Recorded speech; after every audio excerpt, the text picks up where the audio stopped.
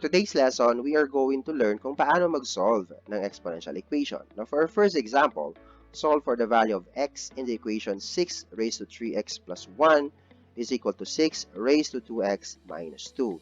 Now, ito ay isang example na exponential equation kasi yung unknown variable natin, okay, which is ang x, ay nasa exponent.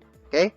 So, to solve this particular exponential equation, kailangan natin mag-follow ng mga steps. Okay? Kailangan natin mag-follow ng mga steps on how to solve exponential equation. Now, for our first step, okay, or step 1, we need to make sure that both sides of the equation have the same base. Okay? So, that means ito yung mga base, ito yung base natin sa left side, ito naman yung base natin sa right side. So, that means we need to make sure in our first step, we need to make sure that yung base nila, okay, yung both sides of the equation are the same. Okay?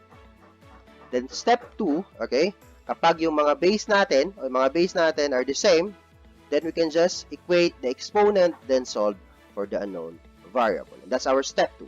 Then, for step 3, okay, to make sure that yung variable ng x natin or any unknown variable is correct, we do the checking. That's our third and last step. Now, para illustrate natin to, okay, we need to answer this particular example. Okay, now here we have our given 6, okay, 6 raised to 3x plus 1 is equal to 6 raised to 2x minus 2, okay? Now, for our first step, we need to make sure that both sides, okay, have the same base. So, in this case, kung makikita natin, same yung mga base natin. Dito yung base natin dito is 6.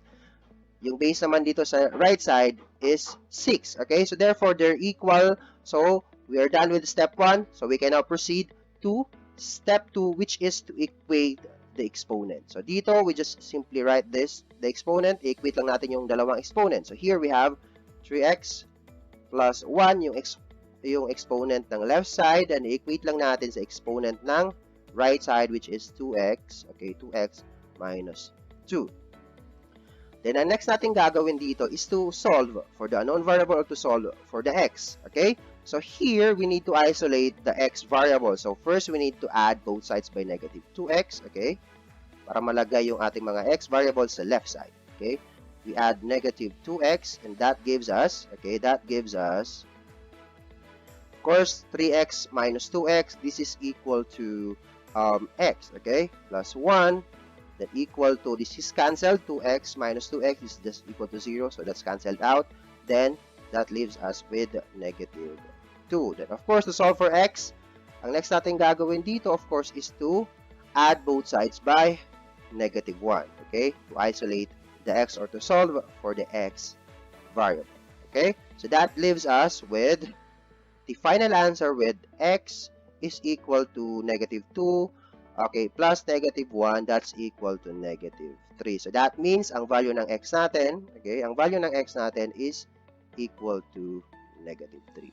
Now, to make sure, okay, to make sure that this is correct, we do the checking, okay, we do the checking. That's our third and last step, okay? So, we use, okay, ang gagamitin natin dito is, okay, gagamitin natin yung ating given exponential equation. So, we have 6, okay, 6 raised to 3 times the value of x, which is negative 3, okay, plus 1, then equal to 6, okay, raised to 2 times the value of x, which is negative 3, minus 2. So, ang gagawin lang natin dito is i-simplify natin and make sure natin na yung left side at saka right side are equal. Okay, so let's simplify both sides. Okay, so here we have 6 raised to 3 times negative 3. This is equal to negative 9. Plus 1 is equal to negative 8. Okay, and on the right side, we have 6 raised to 2 times negative 3 is equal to negative 6 minus 2 is also equal to negative 8. Now here, we have, as you can see, equal yung left at saka right side natin. So therefore, okay, so therefore, yung value ng x natin is equal to negative 3. So that's our answer for example number 1. Then let's proceed to our next, our second example. Now for our second example, solve for the value of x in the equation 2 raised to 3x plus 2 is equal to 8. Okay, so dito hindi na same yung base natin. So that means we need to find way para magiging same yung base natin.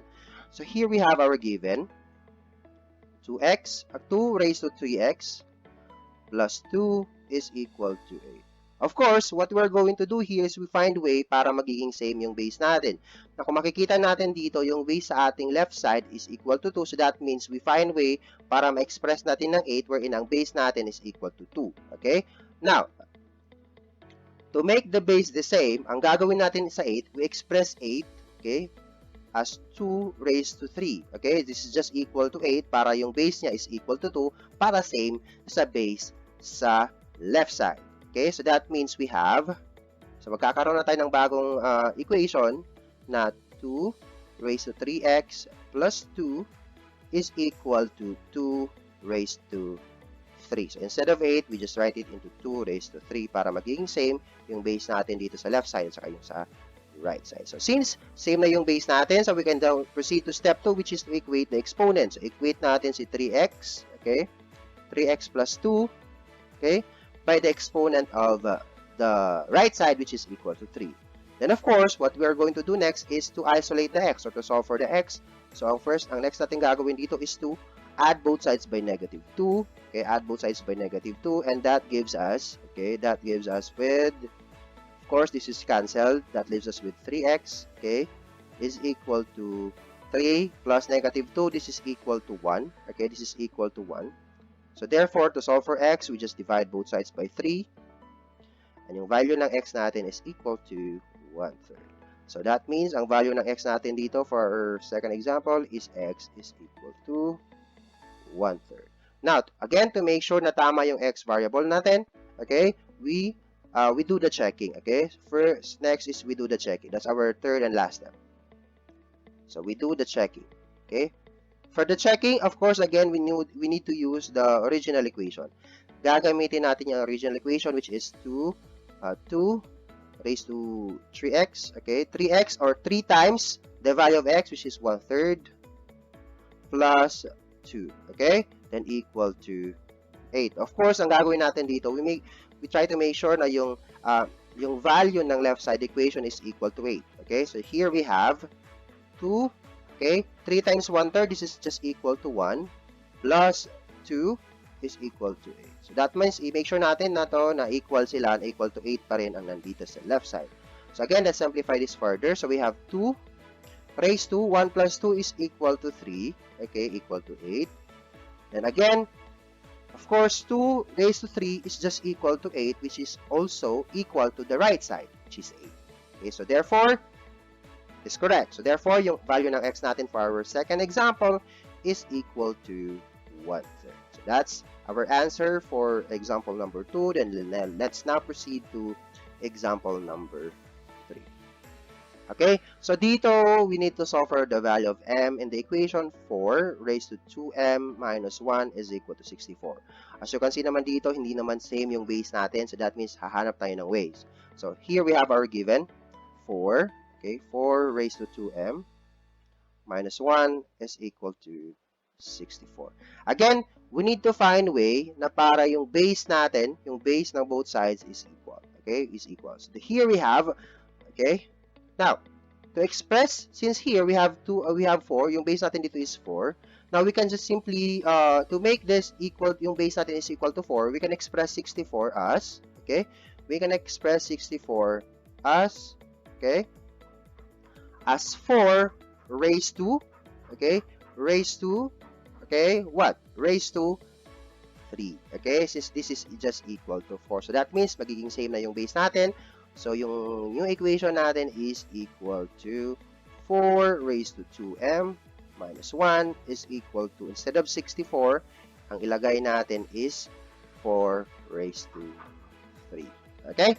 So, again, same na yung base natin. So, we can just proceed and equate our exponents, which have here 2m.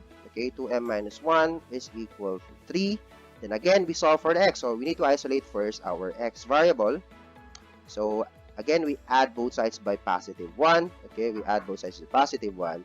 So that gives us, okay, that gives us with, okay, this is cancelled, 2m.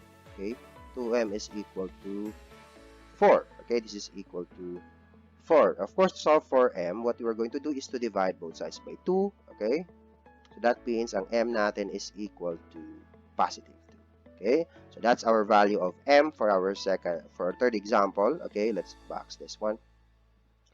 Now, of course, to make sure na m talaga yung 2 talaga yung answer natin, ang gagawin natin is we do the checking.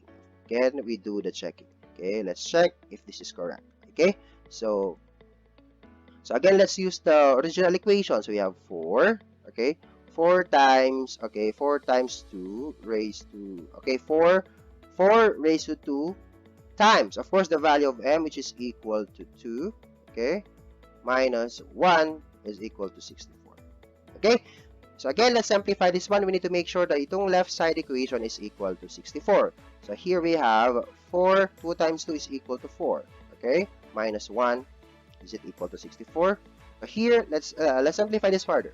So here we have 4, okay, 4 minus 1 is equal to 3. Is 4 raised to 3 is equal to 64? Of course. 4 raised to 3 is just equal to 64. Again, equal yung both sides, okay? So therefore, this is correct. So that means yung value ng m natin for our third example is equal to 2, okay? So that's answer for our third example. Then let's proceed to our fourth example. So here, solve for the value of n in the equation 5 raised to 4n plus 1 is equal to 625. So dito, ang given natin is 5 raised to 4n plus 1 is equal to 625. Okay? So again, sa step 1 natin, we need to make sure that both sides have the same base. But of course, dito kung makikita natin, hindi same yung base natin. So that means, hahanap tayo ng paraan na para magiging same yung base natin. Now, dito, kung titingnan natin yung base natin sa kabila, okay, sa left side is equal to 5. Dito, okay, we have 625. Now, para magiging equal yung base dito sa right side, dito sa left side, so ang gagawin natin dito is we express, okay, what we are going to do is we express 625, wherein ang base natin is equal to 5, then we raise it to the power of 4. Okay, this is just equal to 625. So therefore, our new equation is, okay, ito na yung bagong equation natin, 5 raised to 4n plus 1 is equal to 5 raised to 4. So instead of 625, we express this one as 5 raised to 4. Okay, so since same na yung base natin, so we can now proceed to step 2, which is to equate our exponent. So we have 4n plus 1 is equal to 4. Then we solve for the n value. Of course, we isolate our n variable. So again, we add both sides by -1, okay, to isolate the n variable. So that gives us with, okay, this gives us with 4n. Of course, this is cancelled. Equal to 4 minus 3 is just equal to 3. Then of course, to solve for n, we just divide both sides. We divide both sides by 4. Okay, that leaves us with n is equal to 3 over 4. So that's our value of n, okay, which is 3 over 4. Now, to make sure, again, to make sure that the value of n is correct, we do the checking. Okay, we do the checking.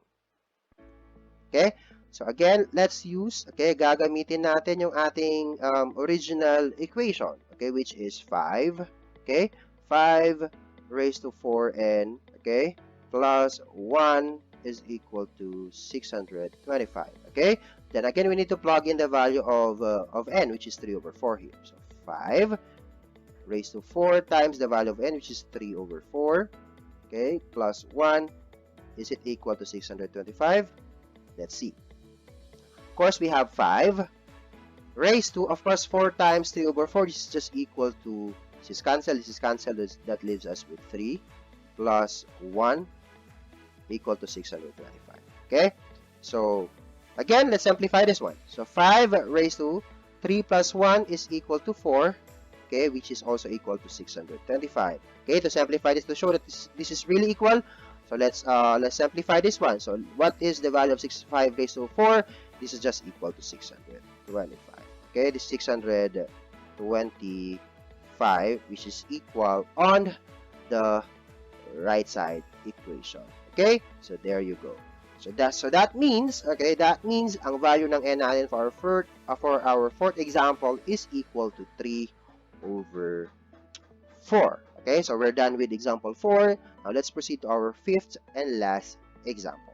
Para sa ating fifth and last example, we solve for the value of x in the equation 1 half raised to 2x plus 1 is equal to 8 raised to x minus 2. So kung mapapansin natin dito, hindi same yung ating base. Meron tayong fraction dito at dito naman sa right side is a whole number. Okay? Now to solve this problem, of course, we have the given 1 half. Okay?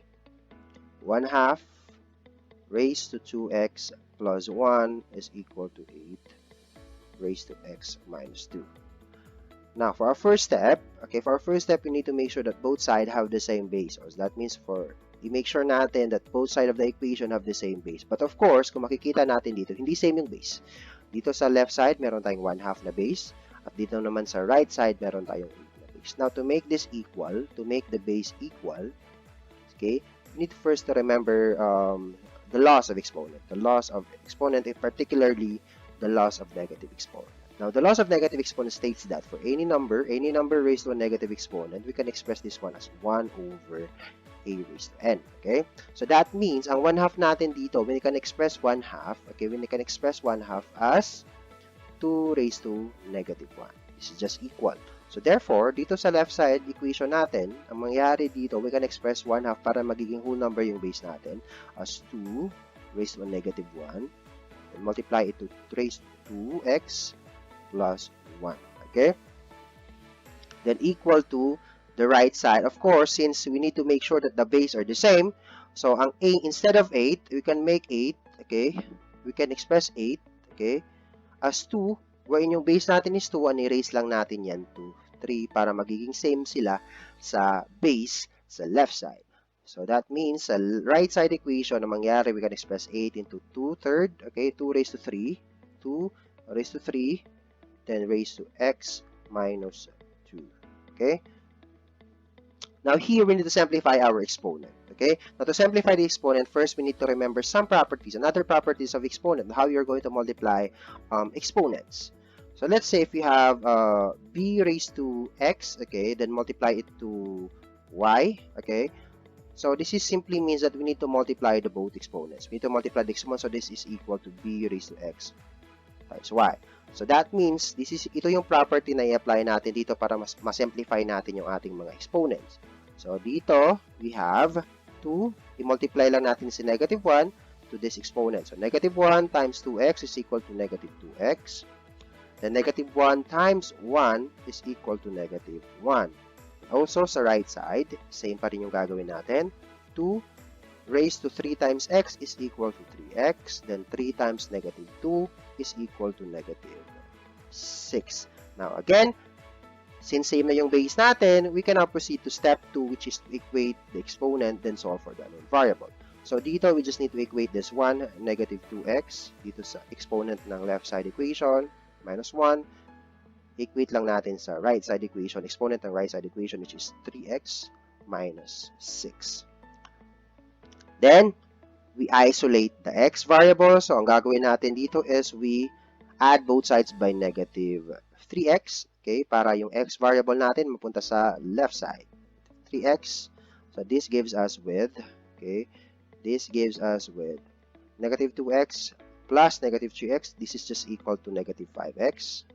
Minus 1 is equal to, of course, this is cancelled out. And that leaves us with negative 6. Okay? Now, again, to solve this one, to solve for the unknown variable x, ang gagawin natin dito is we add first. We add both sides by, okay, we add both sides by positive 1 para ma-isolate si x sa kabila. So, we add both sides by positive 1. Okay, we add both sides by positive 1. And that leaves us with, of course, ilagay lang natin dito sa kabila. This one, ilagay natin dito. So, ang result natin dyan is equal to, okay, this is just equal to, of course, let's copy negative 5x, okay? Of course, since this is cancelled out, so that means that's just equal to 0. So, we don't need to write that one. So, then, again, dito sa left side, we have negative 6 plus 1, this is just equal to negative 5. But, of course, to solve for the x variable, ang gagawin lang natin is to divide both sides by negative 5, and that gives us the value of x, which is equal to positive 1. Okay, so that means ang value ng x natin dito sa ating sa example number 5 is equal to 1. But of course, to make sure na para na tama yung answer natin, we need to do the checking, okay? We need to do the checking. Of course, to check this one, to check if the value of x is really equal to 1, we use the original equation. Okay, so in this case, we use the original equation, which is 1/2, okay, 1/2 raised to 2 times the value of x, which is equal to 1, plus 1 is equal to 8, raised to the value of the value of x, which is equal to 1, then minus 2. Then let's simplify that. Let's simplify both sides. Okay, let's simplify both sides. So we have 1/2. 2 times 1 is equal to 2, plus 1 is just equal to 3. And on the left side, on the right side, we have 8 raised to 1 minus 2. This is just equal to -1. Of course, dito kung mapansin natin, meron tayong negative exponent. So let's simplify this one. Okay, and of course, on the left side. So dito, first on how we are going to simplify this. Of course, we need to remember this one, that let's say if we have a fraction x over y, okay, then raised to an exponent, let's say n. This simply means that we need to distribute the exponent on both numerator and denominator, so that we have x raised to n over y raised to n. So same property na i-apply natin dito. So same property lang yan. So dito we have 1/2, okay, 1/2, 1 raised to 3. We just simply distribute the exponent 3 to both numerator and denominator. So we have 1 raised to 3, then dito naman 2 sa denominator, 2 raised to 3, which is equal to, of course, since we have a negative exponent here, so we can express this one as 1 over 8, okay? So let's see if equal ba sila. Equal ba sila? Of course, dito, 1 raised to 3, this is equal to 1. Then 2 raised to 3 is equal to 8, which is equal to the right side equation, which is equal to 8. So therefore, this is correct. So that means, ang value ng x natin is equal to 1. So that's how you solve an exponential equation. In summary, in solving exponential equation, we need to follow some steps. So for our step 1, we need to make sure that both sides of the equation have the same base. Kung hindi same yung base ng both sides, then you need to find a way na para magiging same yung kanilang base. Then for our step 2, if same na yung base nila, then you can just equate the exponent, then solve for the unknown variable. Then for step 3, which is our last step, to make sure na yung value ng variable natin, yung unknown variable natin is correct, we do the checking. So gagamitin natin ang given equation, a given exponential equation, then plug in the value of the unknown variable that nakuha natin sa step 2, and let's see if equal ba sila. Equal yung both sides of the equation. Okay? So that's it.